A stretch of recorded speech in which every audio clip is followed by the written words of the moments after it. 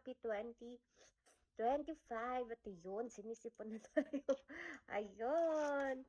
Ngayon, for today's video, dahil hindi kami maghahanda, New Year kami mamaya kina Ate Millicent sa kanyang bahay.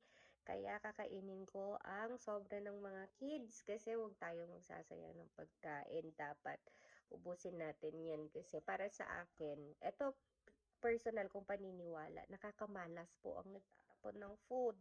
Nakakamalas ang nagsasayang ng pagkain. Kaya ako, yung mga pagkain dito talaga inuubos ko. Kaya hindi tayo makapagpapayat eh. Anyway, guys, meron tayo ditong vegetable, it's salad, fresh salad.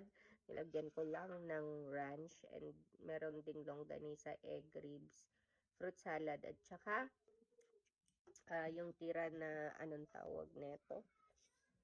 Mamaya isipin ko kung ano to. So, yun, kain na muna tayo kasi nagugutom na ako. Happy New Year! Happy New Year! Mag-vegetables muna tayo ngayon kasi mamaya I'm sure puro karne yung kakainin namin.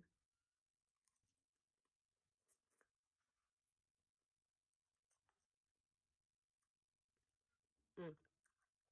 Sweet lang ganyan siya. Naghaharutan si Eros tsaka si Slim sa taas. Mm.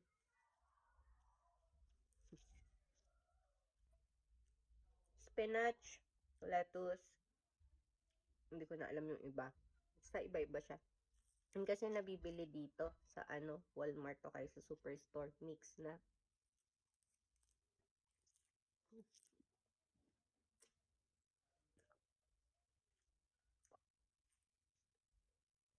Hmm.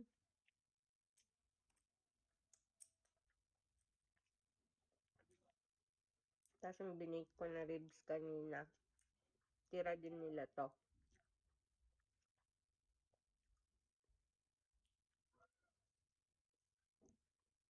Hmm.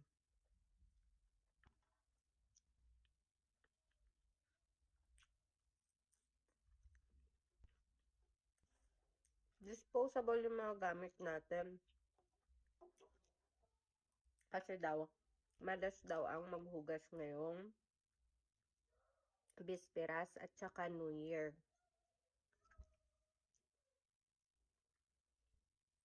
Kasi baka ma-wash out daw ang swerte. Mm. Walang masama, di ba? Kung maniwala. Buti na lang madaming disposable si Ate Carlia.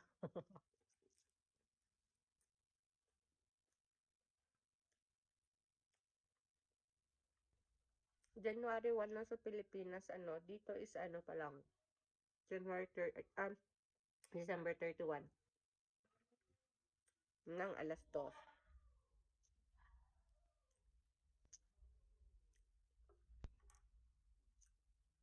Meron tayo dito sa Sunnyside and Malasado. Mm. Ito yun. Yellow runny egg tawag na ina. Mm. Protein.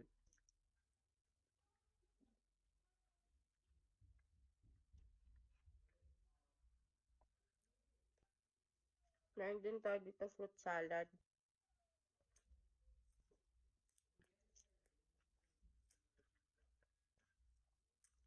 Inabot na yung fruit salad namin nung Christmas ngayong New Year.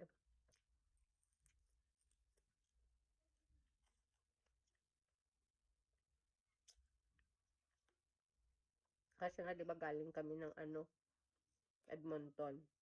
Makauwi lang namin kahapon. Kasi nag-Saskatoon pa kami.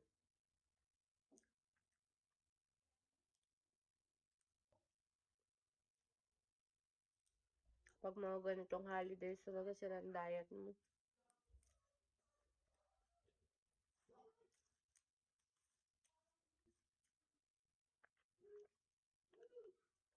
Katatapos ang kumain ng mga bata, late na. Kasi hindi ko alam kung ano papakain ko.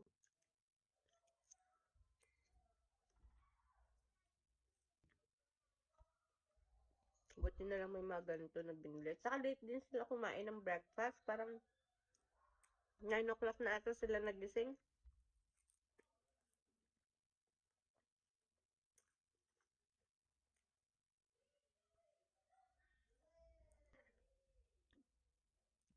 First time na hindi ko kasama si Zoe na mag-New Year. Ayoko man, kaya lang. Iniyakan kasi ako ng iniyakan. Ayoko nang ganun. Ipaiwan siya sa Saskatoon. Doon siya sa pinsan niya.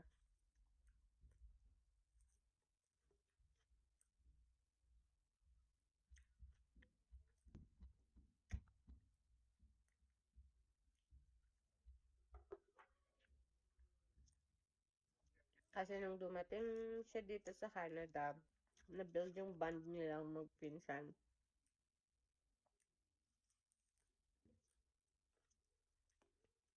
Simula nun, hindi na sila kapag-iwalay.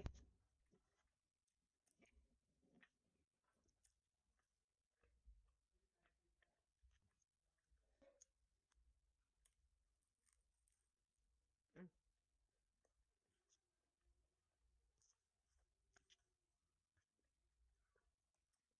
Parang bilis ko mabusog.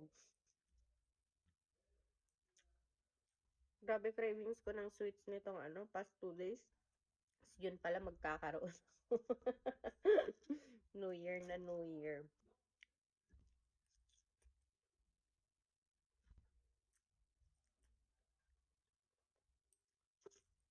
Lettuce lang pala tong isa. Kanina ko pa iniisip.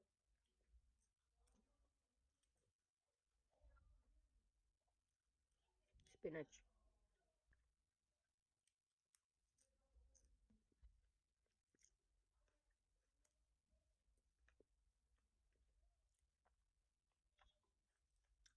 Kahapon kumain ako ng cupcakes, chocolates.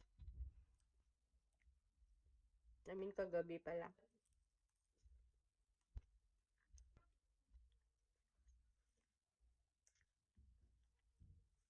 Tapos fruit salad. Ayun. Wala nang diet.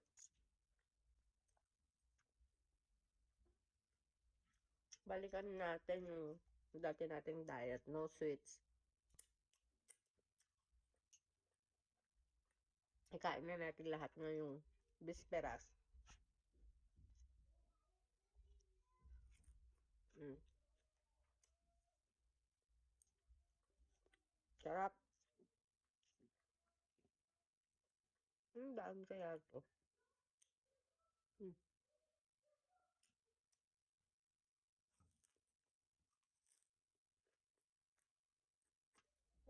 Mm.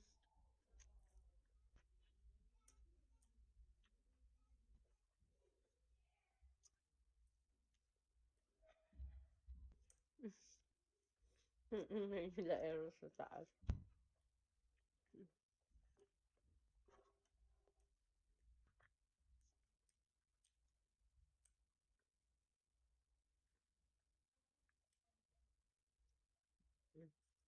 Hindi siya gano'ng matamis.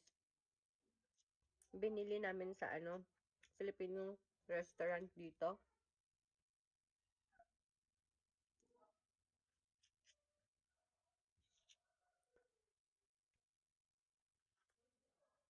Gusto ko yung ganito, hindi matamis. Hindi gaano matamis.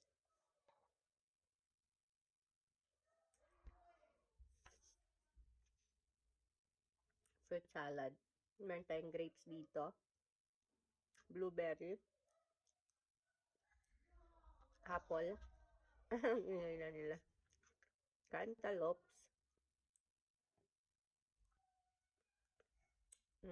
Melon, I think. Yeah. Pineapple. Mm. Ayan lang. Happy New Year ulit everyone, and I hope nag-enjoy kayo ngayong holidays, and sana ay masaya kayo kasama ang inyong mga families ngayong New Year. Bye everyone. God bless. Happy New Year.